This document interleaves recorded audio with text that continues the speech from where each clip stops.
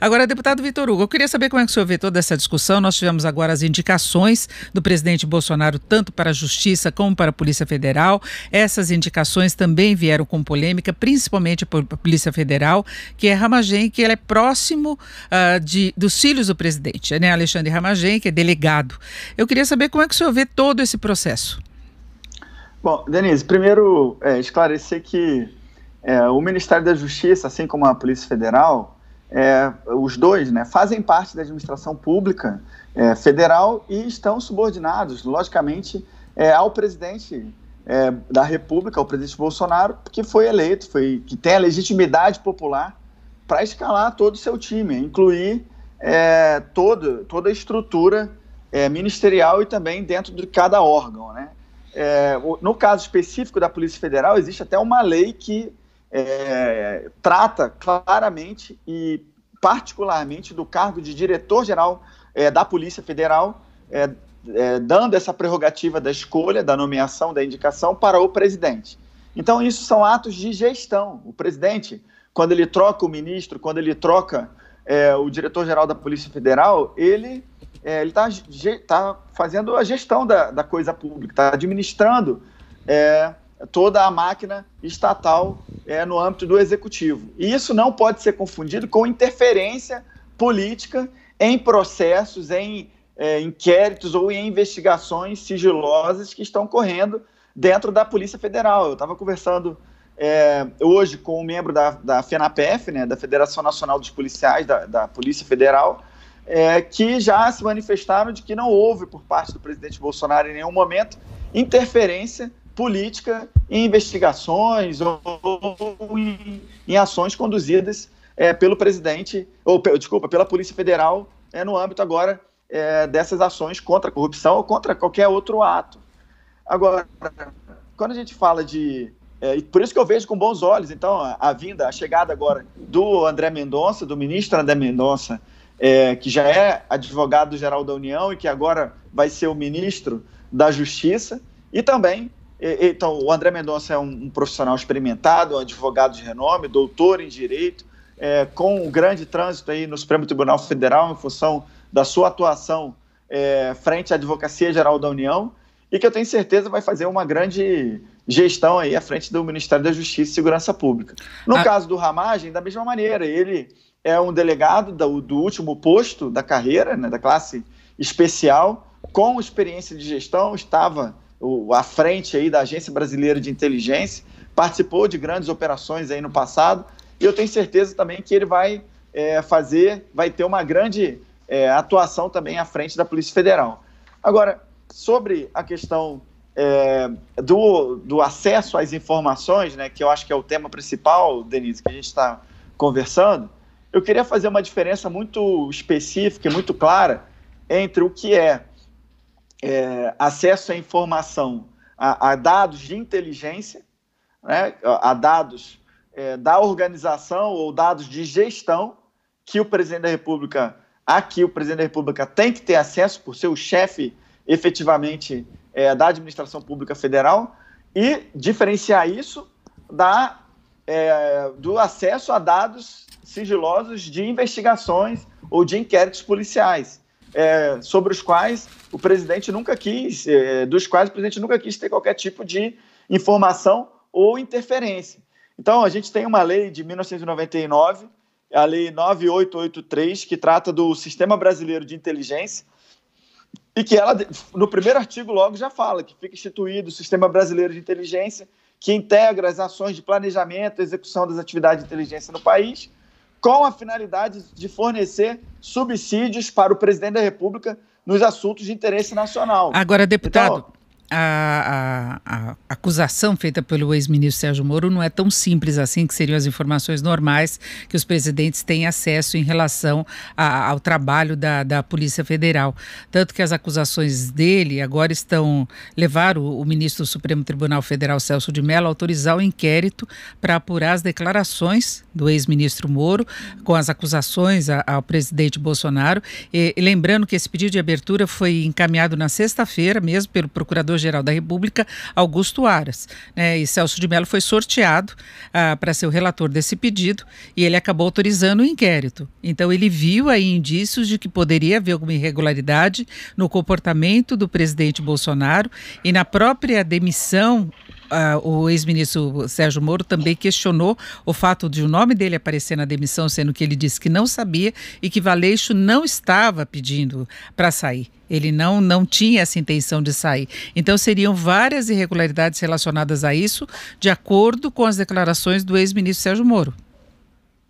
Bom, ele vai ter a chance agora de provar essas declarações que ele fez. A abertura do inquérito em si, ela não quer... Certamente, a própria manifestação do Procurador-Geral da República foi uma manifestação de mão dupla, porque, da mesma maneira que vai investigar os atos do presidente da República, vai forçar que o ex-ministro Sérgio Moro apresente as provas que ele tem das acusações que ele fez.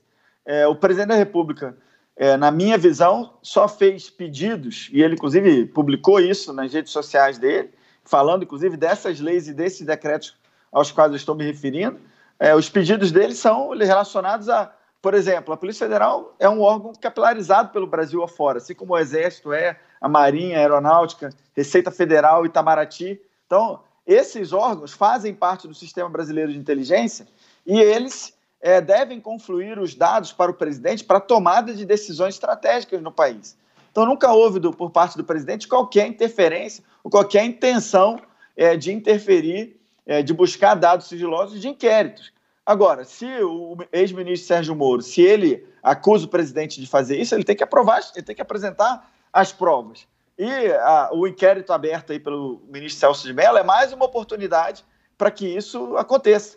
Então, o governo está muito seguro, o presidente está muito seguro de que não fez nada ilícito, e isso vai ser provado no curso do inquérito. E depois, se for o caso, num futuro processo judicial, se chegarmos a esse ponto. Mas eu queria reforçar isso, que o próprio artigo 2º dessa lei fala também que órgãos e entidades da administração pública federal que direta ou indiretamente possam produzir conhecimento de interesse das atividades de inteligência, olha só, em especial aqueles responsáveis pela defesa externa, estamos falando de Forças Armadas, segurança interna, estamos falando das polícias, a incluir a Polícia Federal, relações exteriores, constituirão o sistema brasileiro de inteligência na forma de ato do presidente da República. Então, nesse sentido, eu não vejo qualquer problema do presidente cobrar do ministro da Justiça ou do diretor da Polícia Federal esses dados de inteligência sobre, inclusive, as operações pretéritas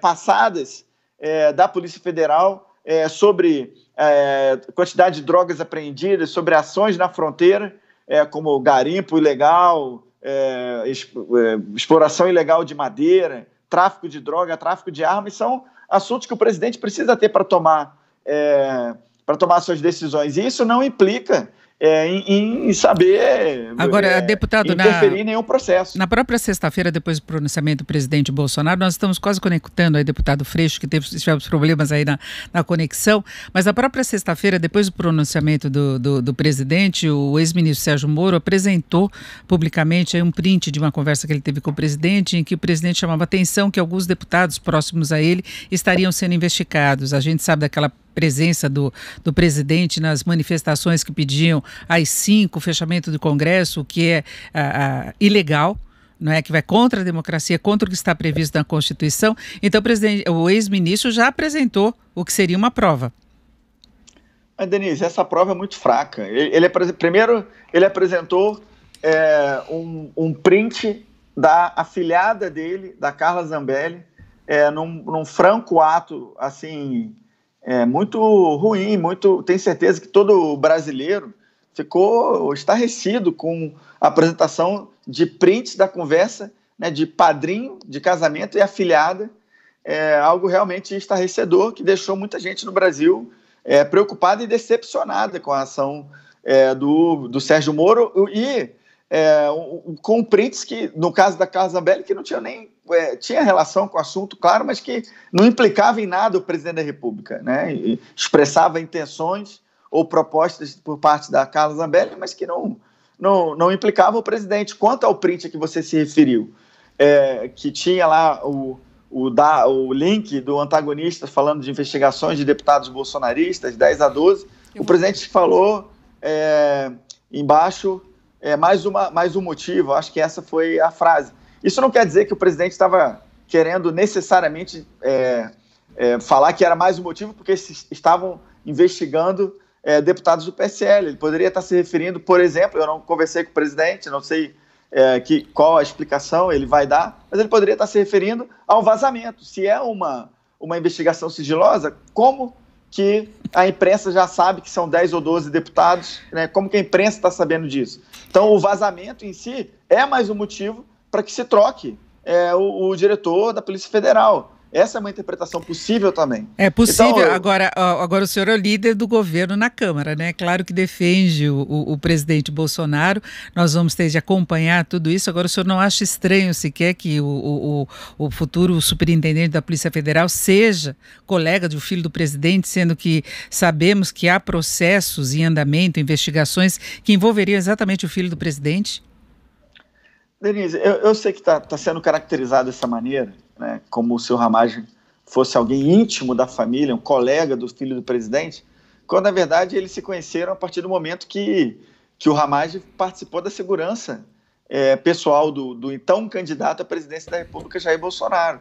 A proximidade, ele não era um amigo de infância, alguém que cresceu com os filhos do presidente e que virou delegado da Polícia Federal na sequência e depois foi indicado para diretor-geral da Polícia Federal.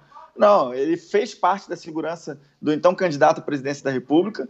É natural que, de modo muito especial, depois de um incidente tão grave quanto esse da facada, é natural que o protegido se aproxime mais, inclusive afetivamente, a família dele se aproxime daquelas pessoas que fazem sua segurança, e isso ocorreu. Mas isso quer dizer o seguinte, que o fato do Ramagem ter nutrido uma amizade com familiares do presidente, que isso o descredencia para assumir a direção-geral da Polícia Federal?